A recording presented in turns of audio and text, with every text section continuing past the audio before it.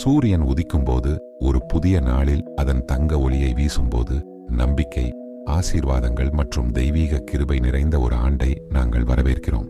தடைகளை நீக்கும் விநாயகர் உங்கள் பாதையை ஞானம், வலிமை மற்றும் அனைத்து முயற்சிகளிலும் வெற்றியுடன் ஆசீர்வதிக்கட்டும். வாழ்க்கை ஒரு புனிதமான பயணம். இது நம்மை அறிவொளிக்கு அருகில் அழைத்துச் செல்கிறது. இந்த ஆண்டு உங்கள் ஆன்மாவை அமைதி மற்றும் நிறைவை நோக்கி வழிநடத்தட்டும். ஒரு புனித நதியின் அமைதியான ஓட்டத்தைப் போல உங்கள் நாட்கள் நல்லிணக்கம், நன்றியுணர்வு மற்றும் பக்தியின் சாரம் ஆகியவற்றால் நிரப்பப்படட்டும்.